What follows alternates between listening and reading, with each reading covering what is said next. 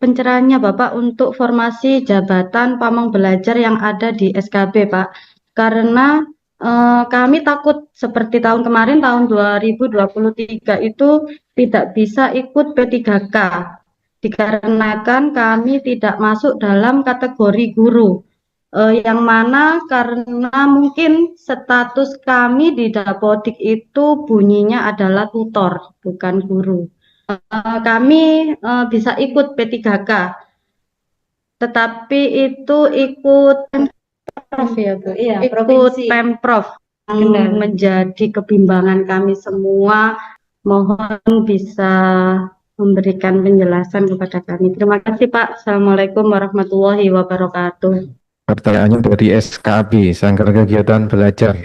Apa bisa untuk P3K ini menggunakan nilai SKD pada CPNS tahun 2003 waktu pengadaan tahun anggaran 2023? Yang kedua, apa bisa tenaga non ASN yang kemarin ikut pendataan tetapi tidak terdata di database BKN, apakah masih bisa ikut seleksi P3K?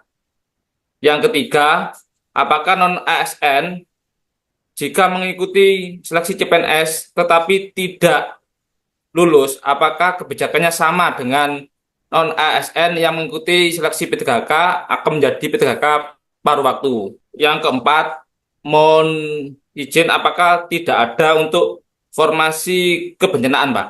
Ya, mungkin itu yang dapat kami sampaikan. Yang pertama yaitu kami tanyakan di sini terkait dengan pelamar. Tadi disebutkan bahwa pelamar mengutamakan dari instansi yang telah dinaungi, instansi pemerintah daerah. Dari pegawai kami, syaratnya nanti kita menerangkan surat keterangan dia telah bekerja di instansi pemerintah atau dengan KTP. Yang pertama itu. Yang kedua, tadi disebutkan bahwa untuk minimal bekerja di instansi pemerintah yaitu selama 2 tahun, 2 tahun. Nah, kebetulan juga banyak pegawai di kami itu adalah pindahan dari rumah sakit lain di instansi pemerintah juga. Nah, apakah itu nanti juga bisa dikategorikan sebagai persyaratan untuk mengikuti sebagai pelamar P3K? Yang ketiga yaitu terkait dengan formasi tadi yang telah disampaikan, salah satunya yaitu ada formasi nutrisionis terampil. Nah, di kami kebetulan nutrisionisnya adalah lulusan S1 ataupun D4. Nah, otomatis untuk formasi nutrisionis di kami nggak bisa untuk melamar formasi tersebut. Mohon arahan dan pencerahannya Pak Kabit. Terima kasih. Wassalamualaikum warahmatullahi wabarakatuh. Pamong Belajar. Jadi memang betul, pamong belajar ini tidak masuk di kategori tenaga pendidik, ya, tidak masuk dalam formasi guru, ya.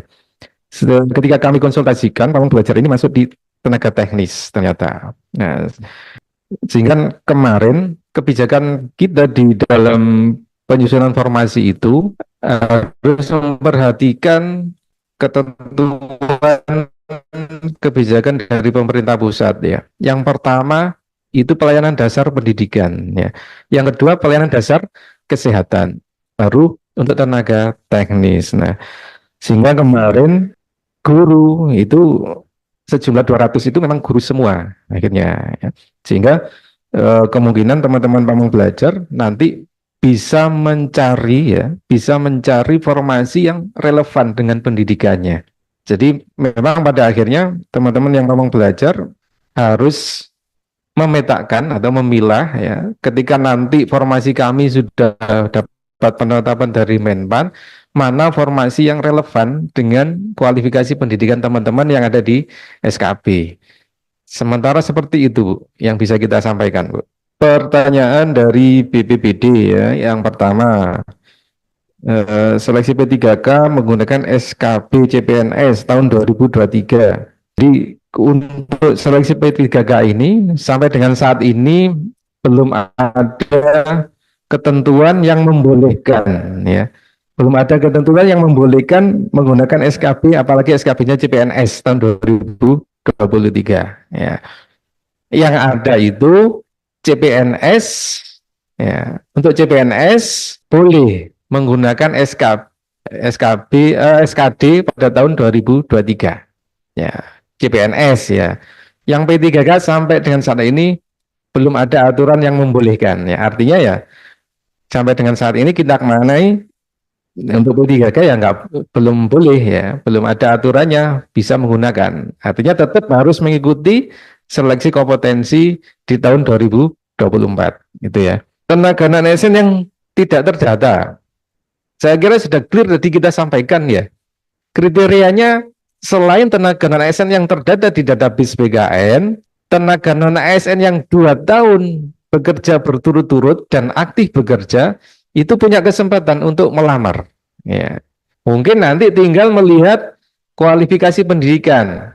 Jadi ketika kami nanti sudah menerima penetapan, barulah di situ nanti muncul kualifikasi pendidikannya. Ikut seleksi CPNS, kemudian tidak keterima, apakah masuk dalam pertimbangan diangkat menjadi P3K paruh waktu?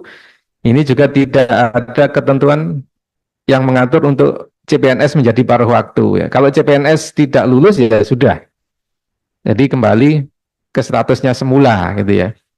Jadi paruh waktu ini adanya hanya di P3K ya, bukan untuk CPNS itu. Kemudian yang keempat, formasi terkait kebencanaan ya. Jadi kami untuk mengakomodir P3K itu dibatasi beberapa jabatan ya. Tidak seluruh jabatan bisa kita usulkan. Jadi sudah ada ketentuan Menpan RB-nya. Sehingga kenapa yang muncul untuk BPBD tadi terkait dengan apa pemadam ya pemadam ya. Selanjutnya dari SRSD Basumi tadi ya, Rumah Sakit Umum Daerah. Jadi tempat bekerja yang dikunci di Kemenpan itu instansi tempat bekerja, bukan rumah ya. Jadi misalnya rumahnya di Lemongan misalnya ya, di Sambeng gitu misalnya. Selama dia tercatat sebagai non ASN-nya RA Basuni 2 tahun berturut-turut minimal dan aktif saat ini punya kesempatan melamar di Mojokerto. Ya, jadi bukan domisili di apa yang dibatasi, tapi instansi tempat bekerjanya. Ya. Nah, meskipun orang Mojokerto, kalau dia bekerja di Lamongan, ya nggak bisa melamar di Mojokerto. Dibatasi pada instansi tempat bekerja, bukan domisili pelamar. Ya, yang pertama.